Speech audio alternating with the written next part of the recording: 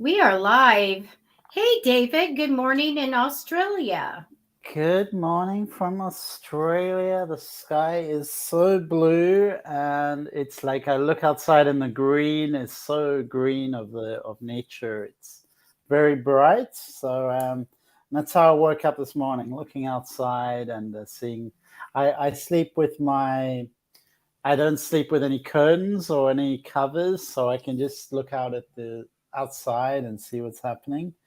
Um, yeah, so that's how I wake up. You know what's neat? I like moonlight, and I don't get a chance to have. If I could, I'd have all the windows and curtains open at night. I love that. I love seeing the stars and things like that. You have stars around you right now, by the way. Your little That's background. that's true.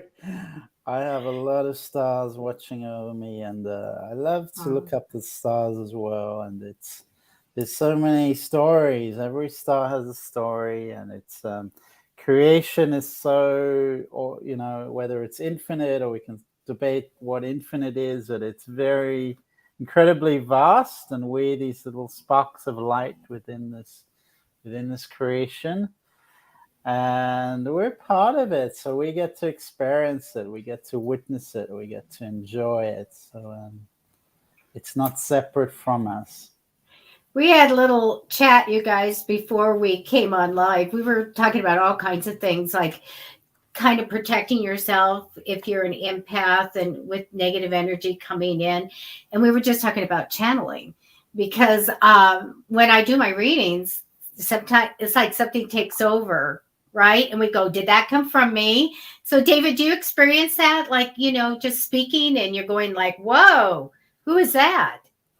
Yeah, I feel like it's sort of a muscle, and the more we let go and just let things come through, it's a stream of consciousness. And I feel like every creative person is working, well, certain creative. I'm not saying everyone, because some creative people are doing very sort of rigid tasks musically or with their art. Like my mother does very exact, realistic work, but it's certainly with creatively, when you just let things go, it's there's a channel that we open up, and I just feel creative people do this, whether consciously or unconsciously, and it's a flow, and the more you, Yep. and I feel like there's always a little, when I, for instance, if I have a blank canvas, there's a little bit of anxiety, a little bit of fear, a little bit of like, oh, what am I going to put on that canvas?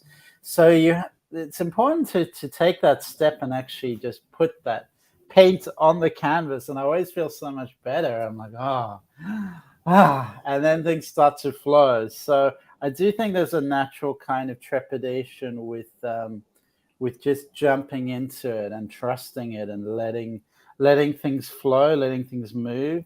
Um, but if you stand on the sidelines and you can get into that fear, anxiety, and not stepping into it. It is such a flow that just needs to. For me, I just need to put that paint on the canvas, and then something will start to happen. But I have to take that step. I have to take that. Here's the paint. Put it on the canvas. It doesn't really matter how it happens, because it's very non-directive. It's very just um, very intuitive. It just happens always an unexpected way. And I think musically as well, people would have a similar experience, and other creative projects where people are creating something. I'm sure it's even food. I feel like there's a channel with food where we can channel something that we didn't expect and create something magical out of almost nothing. I want to say hi to Wanna Big Wani. Hi. What I like about what you told me previous is that you selected a deck, you bought it because it fell off the shelf. And when we're doing that, we are following the signs. And so I thought that was really neat, and it ended up being a good tarot deck for you.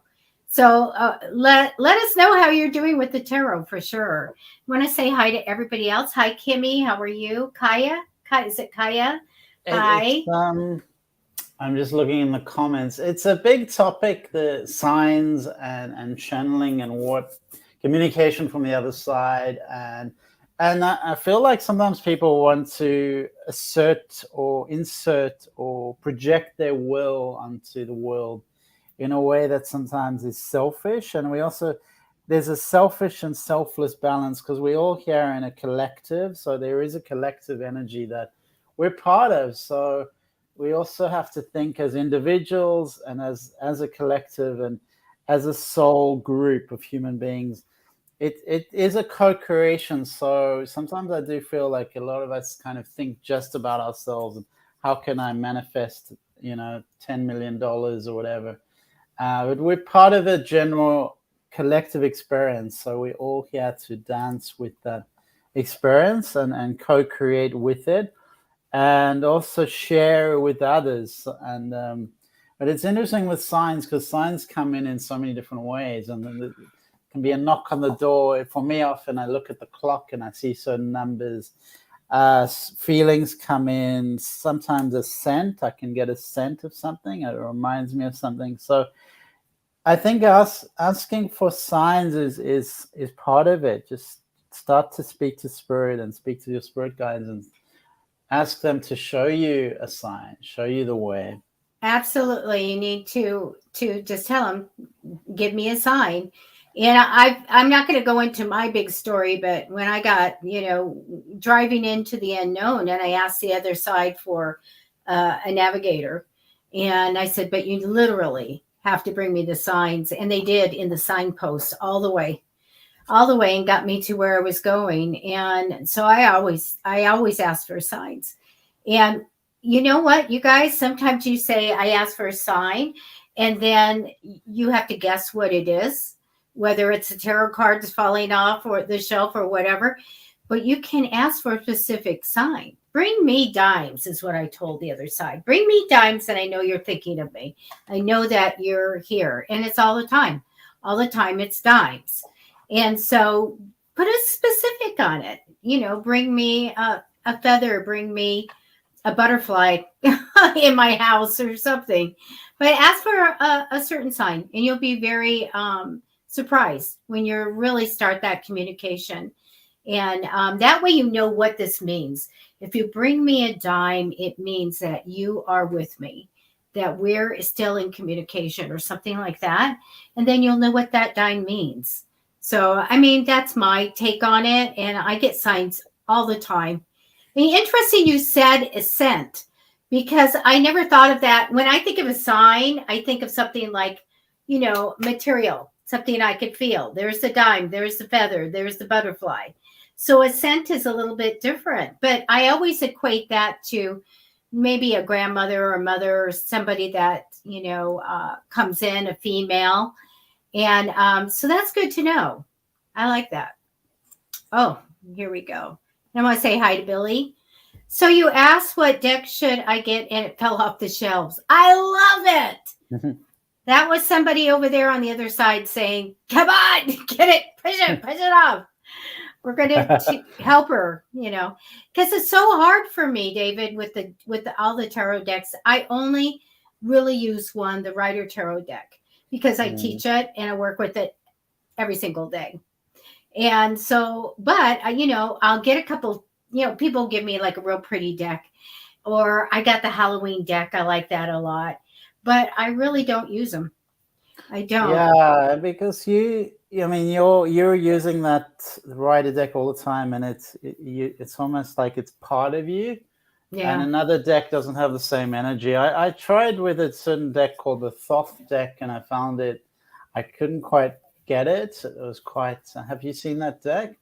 No, I haven't. It's very interesting, and I bought a whole book, and it was very complicated. I think too complicated, actually. Very esoteric. So definitely things that resonate with you, and that's important. You have a unique essence and a unique energy, and the guides are going to speak to you in a unique way. And so don't follow what other people are doing always, or copy what other people are doing. Yeah. Think that you need to do it like they're doing it, because you are unique and you may have a deck that really works with you best, with your energy best. So really honor your uniqueness. Right. I think with mine, it's just I read all the time, and uh, it's very picturesque. You can look at it, you know what's going on. It's an instant thing, and it's just so easy. And since I teach it, I keep with it because that's what I teach.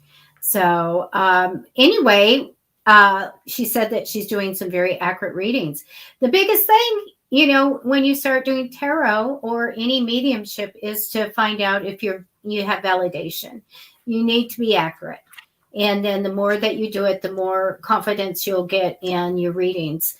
And that way you can go out, Wanna Big Wanna, you can go out on a limb, which I tell everyone. So many times when people start a reading, they don't want to say everything that they're thinking.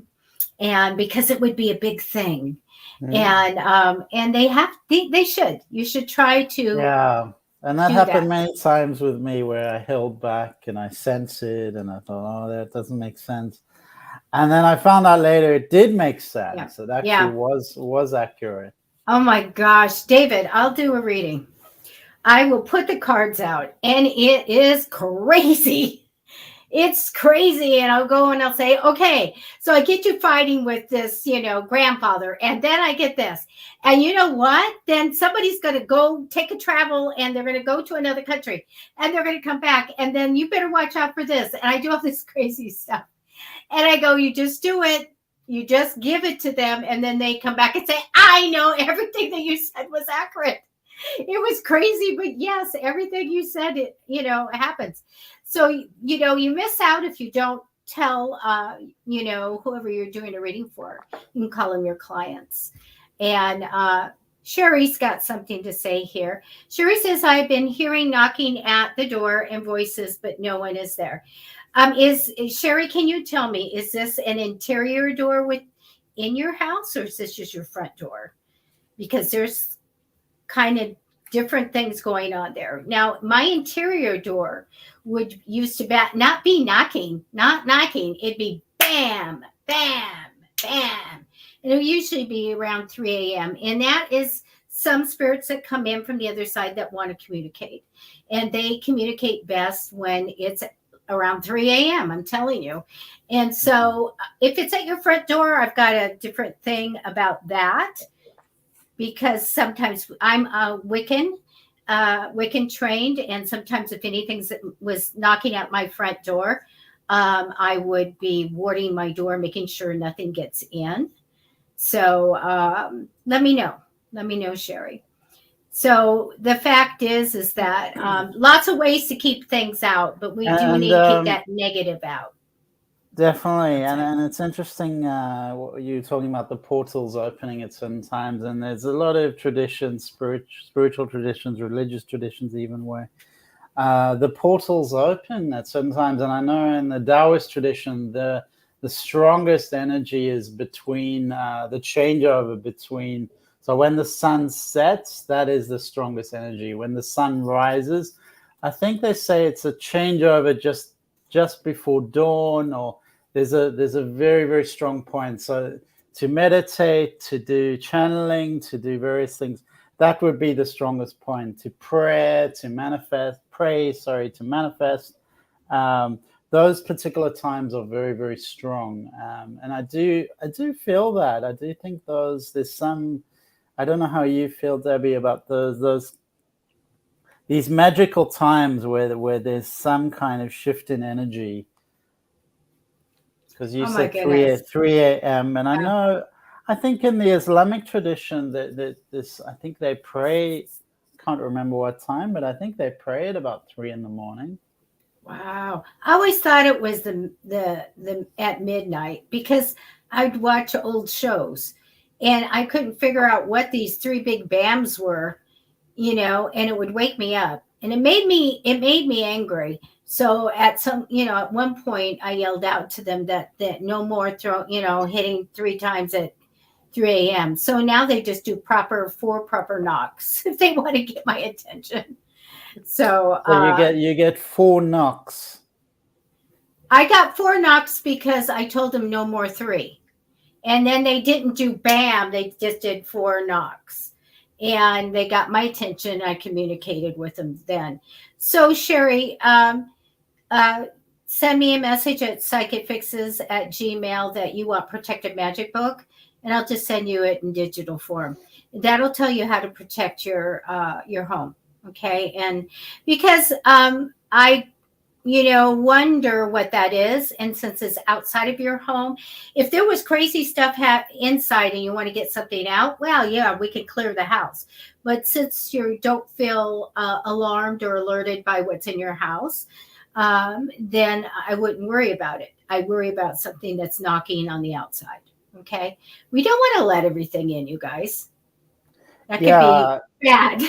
I think boundaries and discernment are really important, and I know it is a very complex world, and I think if we simplify, it is helpful to simplify it. We have to understand there is dark, there is light, and within ourselves, the same shadow work is important. So getting to grips with our dark side is actually a very powerful practice. In the same way on the external, because whatever's on the internal is on the external. Whatever's on the external is on the internal. So getting to grips with having the darkness, and that's really important to acknowledge that it's there, and to have boundaries around yourself so that you don't allow it to enter. And a lot of people struggle with that because their boundaries have been impinged on, so they've allowed in something which they shouldn't have allowed in, and then it's they're damaged. So very important to build yourself up and build those boundaries and understand the inside and the outside, the inner and the outer, and the balance between polarity between darkness and light. And we really can be a channel for light, and we can be a portal for the goodness, for the light. And that really is ultimately what existence is about. But there is a polarity. It does exist in potential. So evil doesn't have to be manifest as somebody doing something evil.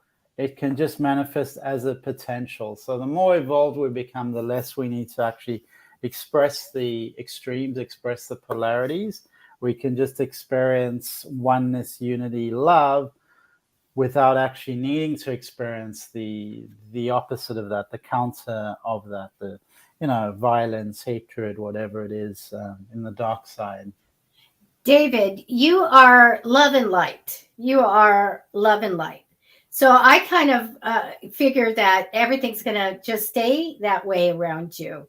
Have you ever experienced something that you felt was dark that was in your home or around you? No, I did have an experience with a spirit that was a pretty dark kind of spirit. It was attached to sort of a colleague of mine, and so I did experience it because I was actually staying with a colleague. We were running a retreat, or not a retreat, a tour. We were kind of what do you call it, counselors, group counselors. So we were working together and staying together. So, and it was over about a 2-week period. So that was quite a dark entity, more like a poltergeist, disturbed energy. It wasn't, it didn't do anything evil. It wasn't evil. It was more a bit childish, I would say, and often tapping people on the shoulders and throwing forks. I remember it was throwing forks off the table, doing things like that. So it was very active. Whenever there was food involved, it was throwing, the sugar that's in a little paper. Packet. So those were being thrown around all over the place. But it did things that were a little bit I wouldn't say a bit dark, but not sort of extremely dark. So it would fold up all our clothes every morning. And it wait a minute. Yes, that was a good one. That was a good. Yeah, but folded in a strange way. So it was like I think playful. Call it playful. It wasn't. I mean, wasn't sort of dark, but it was a little bit yeah, definitely playful with Edgy. doing a bit edgy. It felt, maybe that's just how it felt. And as you say, playful, doing silly things. And every morning it would do something very creative with the toothbrush and the toothpaste, and it would make a sculpture. So a lot of sculptures, a lot of Listen, what you had in your house was the elf on the shelf. But as you say, nothing Oh, sort of, gosh.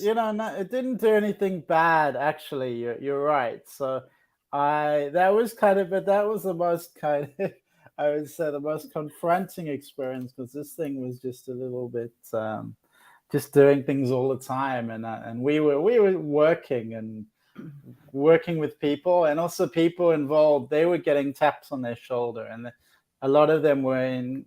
It's interesting when you have spirit entities like that literally tap people on their shoulders and throw things around the room. There were some people who acknowledged, all right, there's something here, but a lot of people were in complete denial, and they just. Oh, I they don't remember want to know. they just don't want to know. No. Yeah, exactly. They just don't want to know it. It was very, very tangible what this thing did. Books would arrive in our room, and all it would write. Sometimes it would write notes, and it was it was unmistakable. It was like, notice me, notice me, notice Oh me. my gosh, I would love it. When you guys just love it, I would love it. But there's people that would not want any of that. But here's, I'd be going, yeah, because I love it when I see something move. And, there was a box of crackers that was setting in the kitchen, and we had pocket doors shut, everything shut. There's no breeze, there's no anything going on. And it started rocking back and forth and going like this and just kind of waving. It was amazing. I never wanted it to stop. It was just so fun. So I love that stuff. You embrace it, yeah, and I do. I think it's fascinating because as you say, certain people find that confronting, and even I said to you, I thought that was a bit dark. But when I talk about it, I realized it didn't do anything dark. It was all playful.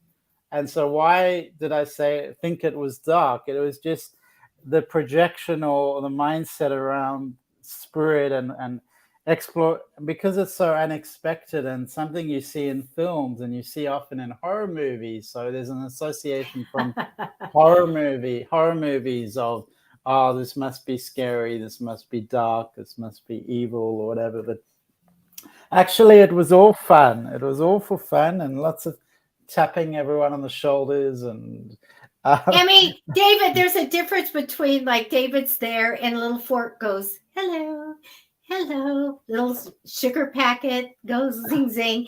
It's when the fork is going to your head. You do yeah, That's not good. Yeah, That's not a good thing. Those forks were often, they would fly off the table and actually hit the back wall. So it would be like I would just hear a fork or see a fork like flying off the table, but actually hitting the back wall. So no one was injured. No one. My gosh. That'd be great. Like everybody wants to stay at some kind of a haunted house like that. Yeah, I do. yeah. And it's just amazing because I remember one friend, and I spent a bit of time with him, and whenever we were in a cafe, everything was flying around the table, and I would just be sitting like this with, like you see me now, and he would say, "Stop it, David," and I'll be like, "That wasn't me. My hands are under the table," and he kept saying, "Oh, stop it, David." I was like, "But did you see my hands move? That's not me." And he just could not believe that there was something like a spirit that could do anything. Really? It's like, put your hands there. Yeah, like I didn't go like this. That sugar was in the middle. They put the sugar in the middle of the table, and then it was flying against his chest, or it was flying around. And whoa. Well, wait a minute. Now let's talk about this, where they talk about people having energy and being able to manipulate things. So that kinetic or whatever energy of doing things. They used to equate it to young teenagers. Instead of a poltergeist, the teenager did it. It's that energy. So do you feel like that you have energy that can manipulate something? I used to feel that, definitely, and I used to work on it, and I feel people do have those abilities. Absolutely. I don't feel like I'm definitely not a master in moving things like Debbie. What about you? Hello. I think you've just frozen, Debbie. So I think Debbie has frozen. So apologies for that. Just wait for Debbie to come back. So Sandy, you're saying that Hollywood is a part of the fear programming, and absolutely, Hollywood has a lot of responsibility in what they project outwardly, and the kind of messages they bring in. It is so often fear based, and if you look at movies that are Steven Spielberg, for instance, he brought in a lot of films that were that actually introduced us to the idea of other entities, and I think that's also partly that Hollywood is preparing us, but also there's a lot of fear-based programming, and how things are can be very much like the Alien movie that was very, very scary, and I think there was a couple of others where we were invaded by aliens, and very created very extreme fear around aliens, and there's a lot of other civilizations living throughout the universe, and most of them are benevolent, particularly the high consciousness, and energies or civilizations that are able to star travel, able to move through portals and manipulate time and space. They're very advanced. So the more advanced you get, the less you're likely to go out and sort of just randomly want to destroy people and destroy planets, because it's really messing with the fabric of existence, of creation, of God. So I mean, absolutely, there are Hollywood does have an agenda, and it is creating a lot of fear, and I just don't understand all their what kind of consciousness creates some of the things that come out of Hollywood. I just wonder why it is the way it is, and there's definitely an agenda, and it's important to disconnect from that agenda, not get too sucked into it. Now there's a bit of a woke agenda in Hollywood, and it's it's important to explore consciousness, and to play with energies, and to understand that perception is everything, and there's nothing that limits you to be a particular expression of your humanness. You can go swimming, you can go dancing, you can read, there's not there may be certain limitations. I mean, some people have physical limitations, but consciously they can go swimming. Whether you can go into water or not, you can imagine yourself going into water. So the limitations are mostly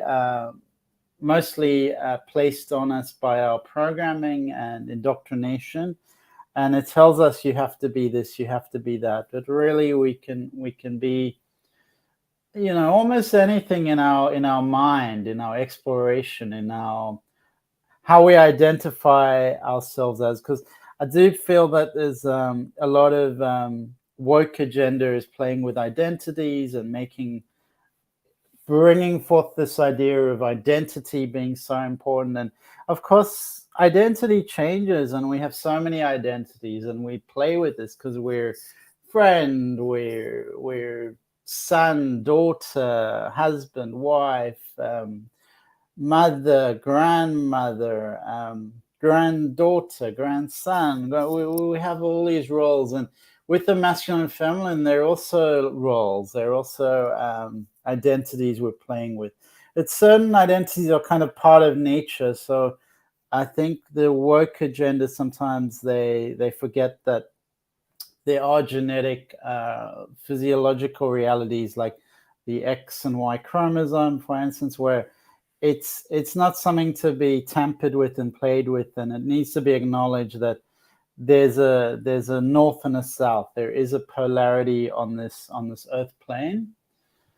So we do need to acknowledge those kind of programming, that kind of energetic framework in which we're working in. So there is a masculine and a feminine, but you can be in a female body and you still have the masculine and feminine. You can be in a male body and you still have the masculine and feminine. And I can put on a dress and I'm still dancing with the masculine and feminine energies. I'm still working with my shadows. I'm working with my fears. I'm working with projections. So I feel like dancing with it is helpful, but also acknowledging that I do have an X and Y chromosome, and that's how nature exists. And there's nothing wrong with that. There's nothing wrong with a man being a man or a woman really strongly identifying as a woman. That isn't, there's no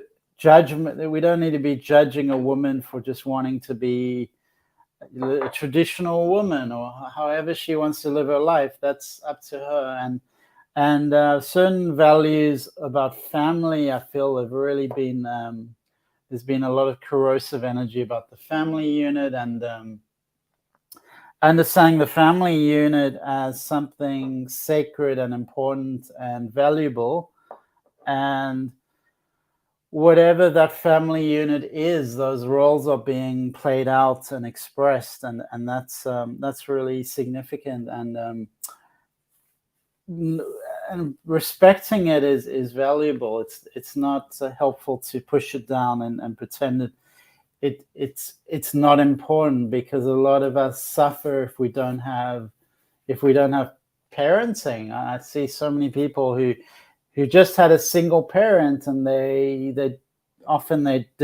literally didn't have a second parent. They just had one parent, and whilst some of them are okay, a lot of them are really suffering. And there's also because ideally the way we evolved as humanity was in tribes. So whatever your parents were, you had tribes, you had people around that took care of you, that mentored you, that there was less of an idea of a separation of family. It was more like, if we're in a tribe, we are family. So if I see someone suffering, I'm going to reach out and hold their hand and help them and guide them. And I'm going to, that person is not, I'm just looking at Debbie's message. She said she lost the power, and she lost the power in the house, and the whole area has lost all power. So just carrying on about, I'm not sure if Debbie's going to get her power back, just so everyone knows. If you're waiting for Debbie, she's going to do her best to come back. So really our history as humanity is tribal based, and tribes work together and harmonize. And there's, as I said, the family is, if you're in a tribe, you are family. So you don't get this sort of lack of role models, lack of love, lack of care, lack of support, like you do in this individualistic Western modern capitalist society, where you get the single parent, you get people who just have the one parent, and maybe they don't have grandparents around them, they don't have aunties, uncles, cousins, because it doesn't really matter where the love and care comes from. It's just it's important that we get that love and care. So it's less important that you have somebody who is a primary caregiver. I mean, I'm talking about non-traditional homes. So if you don't have the two primary caregivers, that's not important as long as you have other caregivers and cousins and family around you, which is what the tribe would provide you with. So we just have to be careful with these kind of woke agendas and these ideas of bringing down family and bringing down masculine and feminine, and understand that there are biological imperatives, there are physiological factors in being male, being female. Those are sort of prisms through which the universe operates. Let's call it the yin and yang, and the yin and yang is within every body. It's within every part of nature, the yin and the yang. So it exists as a co-creative mechanism for life itself. And when we sort of push down anything within that matrix, push down any masculine or feminine energies, we're really suppressing the whole. We're suppressing the Garden of Eden, or the Garden of God that has created this wonderful space for exploration.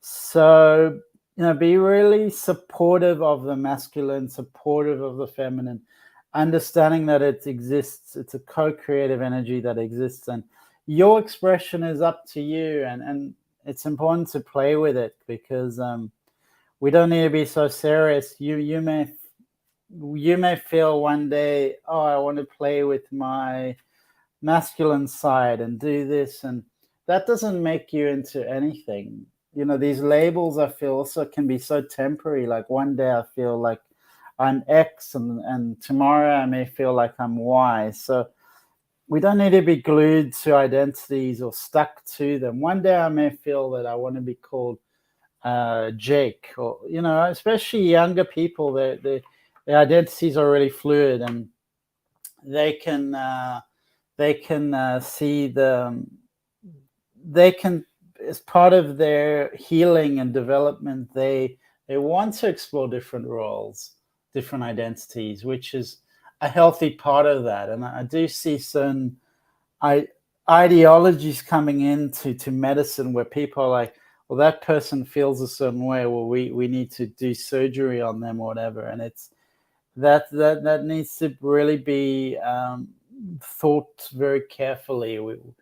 We can't just treat these things as if you feel a certain way, we're going to do surgery on you and that's going to solve the issue, because problems exist in a continuum. They don't stop. So you can heal this, heal that, and then tomorrow another problem will arise. It's the nature of life that problems arise, and the idea of suffering, that you can have a surgery and your suffering is going to be is going to dissipate is not helpful. And it's I think a lot of it is that there's a profit motive in doing surgeries on people, and people are making money out of it, and they're very happy to promote it. So often there's a lot of people out here, a lot of women, females, who even at 16 years old, choose to put plastic in their chest.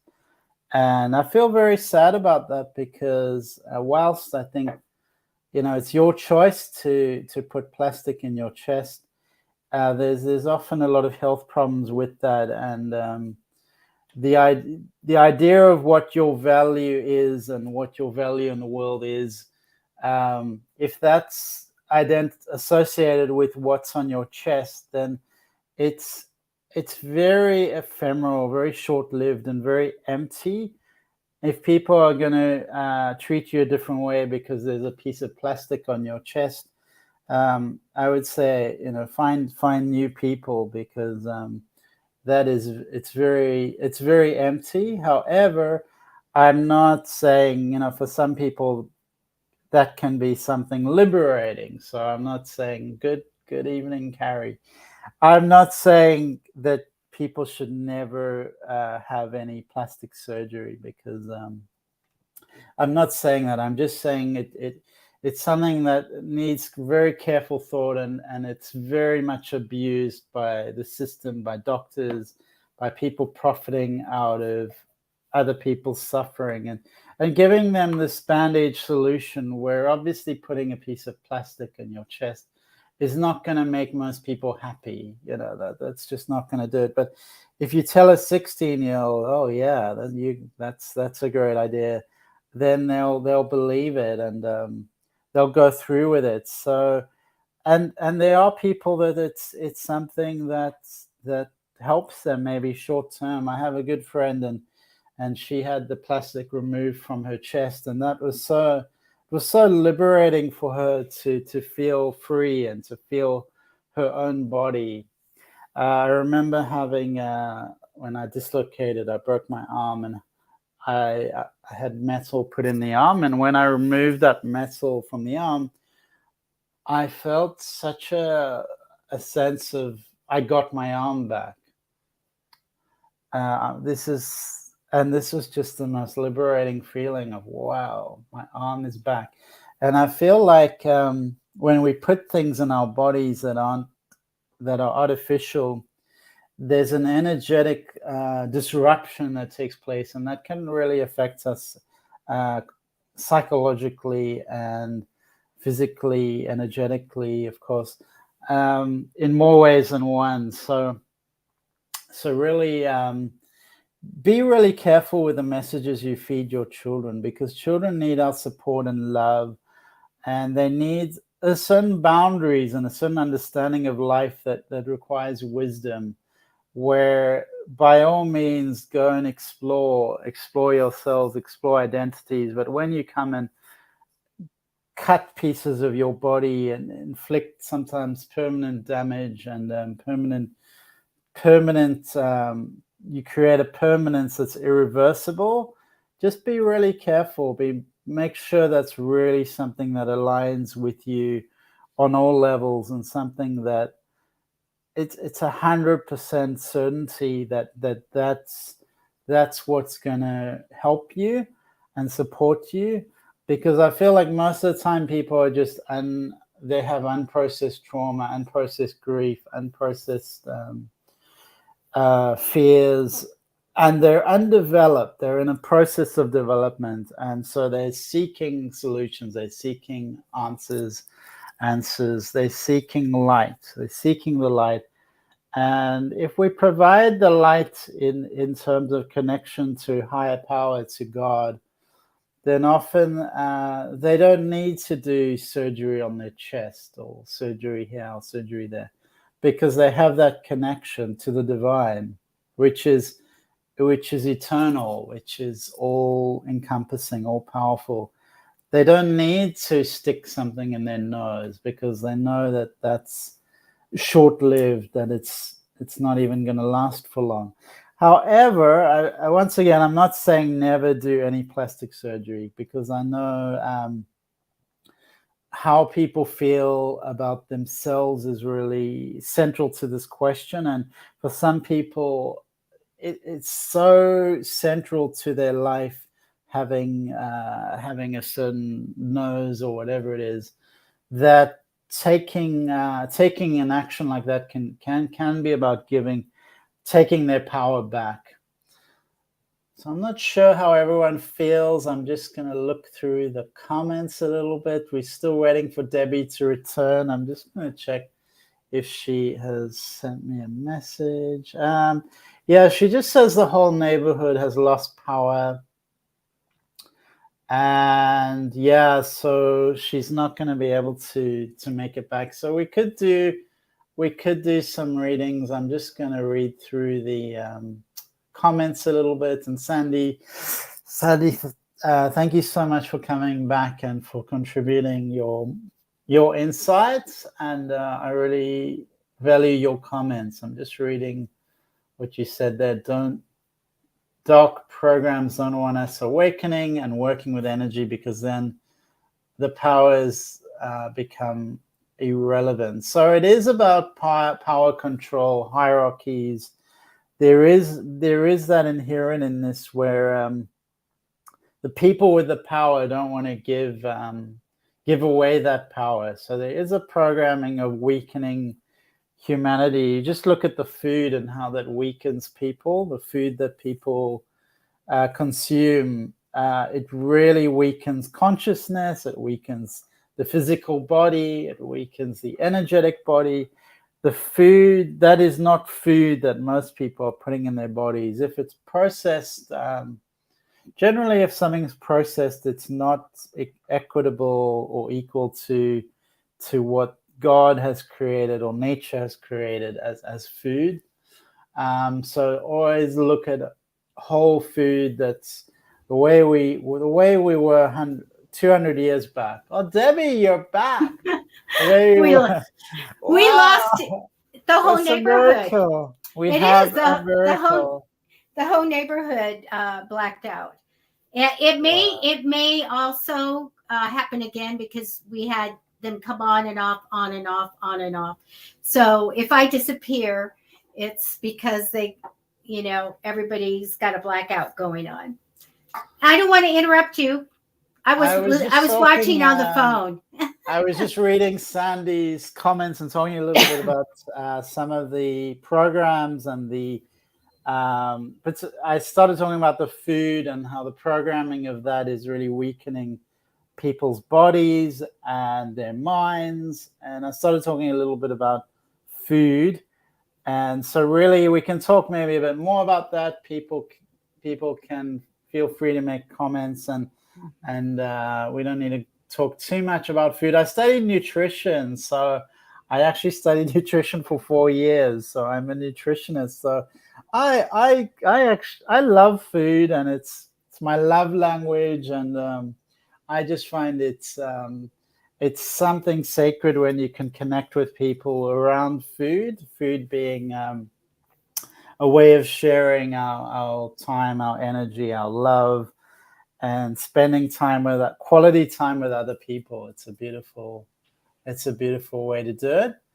And we're just looking a little bit about Sandy's comments, and she's talking a bit about the divine masculine and feminine. So what about you, Debbie? What's the experience of being in the dark like? Oh, we're always prepared, but I was like, oh, will I get to end the program, or will it just be live somewhere out there in the ether? I wanted to comment to is it Integra Wolf? The Rainbow Bridge. I wanted to talk about that for a minute. And usually people say the Rainbow Bridge for pets that have passed on. And I actually connect very well with them. I don't have too much experience with the live ones, but when asked, I have connected to them, pets on the other side. And I just wanted to tell you, I connected with a cat that jumped in once to the conversation, and it was very intelligent and talked and talked and talked. But the dogs tend to just show images and words, like one word, one word, one word. So I thought it was very interesting, I when you always connect to suspected pets. that cats seemed like very advanced compared to dogs. Dogs just have this love, and it's very simple. But cats have this kind of intriguing complexity that you just think, wow, this creature is very evolved. There's something very fascinating going on here. There seems so much more than what happens with a dog. It's true. That's what I found out. The one time I connected, because people don't ask me to do their pets, I connected with a lab, a lab rescue. Had a lab that went missing, got away, and they wanted to find her. So I connected and I led them. The people in the truck, I led them to find that dog. And it's not like I talked to the dog. I just saw the dog and I knew where the dog was and I could see what it looked like. So I don't think that I really talked to that dog, but I did find, and see where it was and led them right to her. And but in connecting with the ones in the past, to me, seems very easy, but interesting. So Yeah, I no. guess I missed some. I was watching on the phone. Hmm. and these animals are often very advanced souls. You know, they're not necessarily simple creatures. They can be advanced souls that have come to experience Earth in a certain time and frequency now, and they've come to connect with you in a certain way. So honoring them is really important, and definitely in the spirit world, these animals exist and they're part of it, and they're expressions of the divine, just as we are. So my booster for my internet and stuff is off right now, so I get a little bit of freezing, and so if I don't respond, it's because I can't hear it. Sorry. Okay, well, it seems to be working quite well, and I see it's more dark than usual, but you look light, so it's a contrast, which is quite pleasant. I've got the laptop light. And I was thinking, we were talking about the masculine and feminine, and Sandy Samadhi was talking about the divine masculine, the divine feminine. And when I saw the dark, I felt it's an amazing thing when you think of the womb and being in the womb, and how that space was for our development and our creation, and what that means in our lives. Because when we sleep, we're almost in that womb-like state, sleeping in the dark, often in a fetal position. I like the fetal position myself the most. Pillow between my knees, that's really important. Just wrapped up in that cocoon, and I feel like it's a beautiful feminine energy of potential, of allowing something to come into being, to become animated in the physical world, or the whatever world we're exploring. So that womb-like creation does symbolize the feminine energy, and it is kind of a bit dark. So when I see that darkness, that's what it reminded me of, that you have in your background, because it's usually more light. The divine masculine and the divine feminine are just these principles of splendor and beauty and wonder, and I feel like we're here to work with those energies and bring to expression the highest forms of the masculine and the feminine. Whatever your body is, you're still here to bring those principles into life, to express them, embody them, and nurture them within yourself. But there's also a lot of healing to do on the masculine and feminine. Both require a lot of healing. So it's the shadow part of releasing a lot of the darkness of, well, I said darkness there, and I meant because we often use darkness in a way that it's like the dark, and it's actually a bit disruptive, because in the womb is a bit, it's darker, but the womb is a safe space and a place of life, of potential and possibilities. So it's just how we relate to darkness. And often I think Hollywood and just our programming has told us sort of darkness is scary, is where the fear is. Oh, turn on the light and you feel better, you feel safer.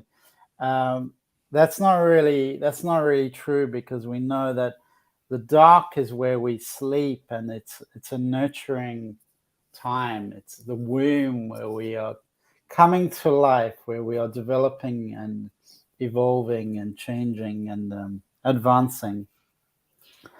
David, I wanted to tell Wanna Big Wani if you ever want to do a show with me, and we'll do some readings. Just get a hold of me at psychicfixes@gmail.com, and we'll do that. Be fun. I'd love to do that. Let's talk about the dark for a second. People like to see what's there, and if they sense something, it's hard for them. That's scary, because they want the light on so they could see it, type of thing. But in truth, when we're looking at things that are paranormal or in the other realm of things, we see it best when the light is lower. Yeah, absolutely. Oh, look at it. Get a hold of me. Get a hold of me. You guys, I'm always looking for people to go on Psychic Fixes and, be on a show as a guest or host a show. And they have to be talented. And I love that she said she's gifted, because you have to have some kind of that knowing that, yeah, I'm validated and I can do things. So let's do it. We'll talk and then we'll do some readings. So just get a hold of me at psychicfixes@gmail.com. Okay. And we'll set it up. Oh, that'd be fun. We are just after the top of the hour, David, and I'm not sure if you need to get going or not. And I apologize for the blackout, but I could see David was doing fine. So he just couldn't end the show. It was a bit of a monologue. I'm so excited too, because she said, I'm so excited. So high. That'll be a lot of fun. We love to talk about paranormal things moving, all that stuff. We'll just, have a lot of fun with it. So that'll be a lot of fun. David, thank you so much for lending your time and your wisdom and all of that. And everybody appreciates you so much. Thank you. They do. And we need the people with the love and the light and all that stuff, and coming from a place of love and kindness and telling us to be playful. I will always remember you. I put a sticker on your forehead that says "Be playful," because and I think that's what you have brought to me that I need to bring into my life. I'm such a serious person. I mean, I have a lot of fun, but it's that Queen of Swords. You are more of a King of Cups, and I am a Queen of Swords. So I'm like always on guard and always, I don't play. So I'm glad that you are here. Well, as you say, life is not. It's not really so serious. It really isn't. We're here to play and explore and experience. We're here to experience. So being here to experience is something open-ended, and it's about possibility and potentiality. And we're talking a little bit earlier about what you can be in life and how identities change over time, and we explore different parts of ourselves, and we find that there are so many. Well, I'm a bit older now. So many parts of myself, and I keep discovering more, and that's what it's about.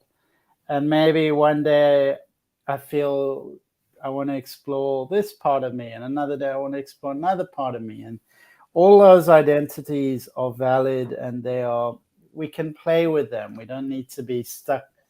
In the old days, you would be an accountant or whatever, and that would just be, he's an accountant. That's what he is, and that's not who we are. We're not married to any label. We are more limitless than that.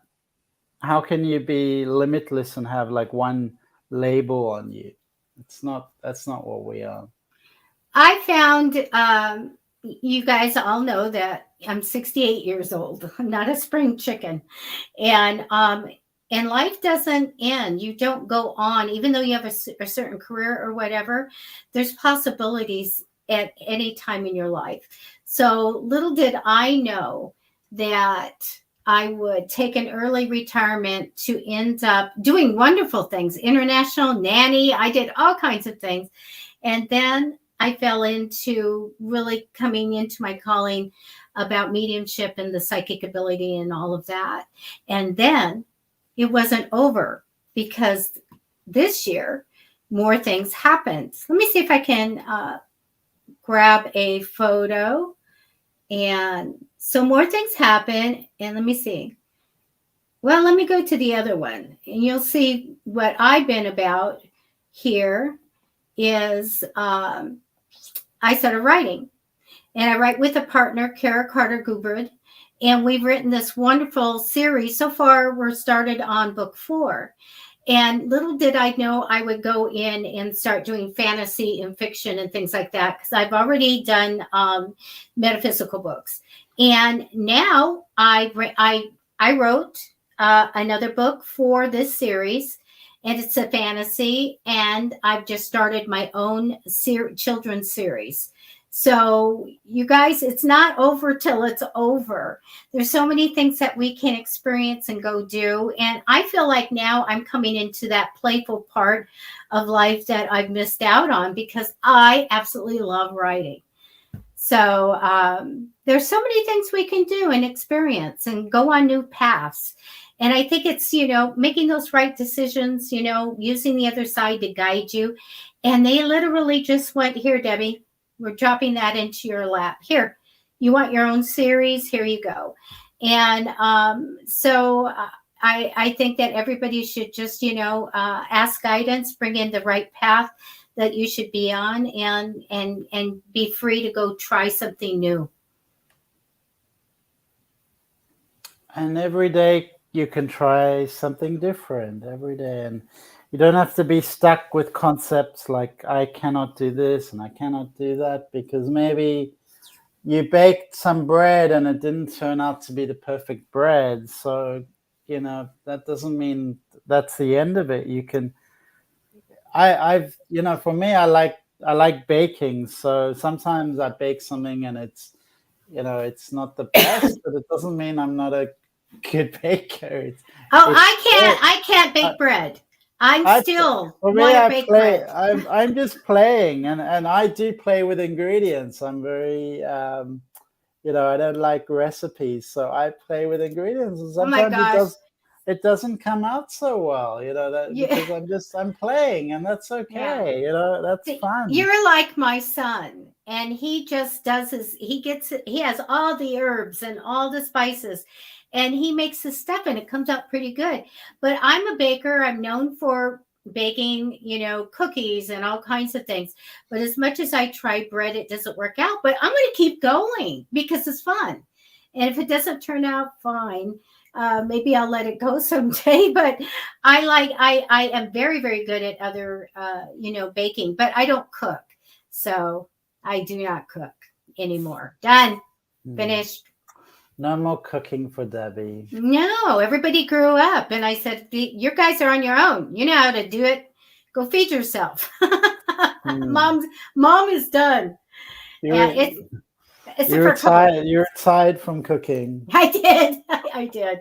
We're going to get going, you guys. And I'm sorry. I don't know if we didn't get to readings and everything like that. This stuff happens for real life. We're in our real lives, and this is what I love about all our shows. We're recording in studios, or we're recording in our own homes. We've got our grandkids or our pets coming in and saying hi, and it's because we're just like you, real life, and doing this and having fun and really trying to help everyone with some guidance. So we'll be back next week. Right, David? Next week? Yeah, and sometimes expect the unexpected and just go with the flow. Go with the flow. Yeah, that's me.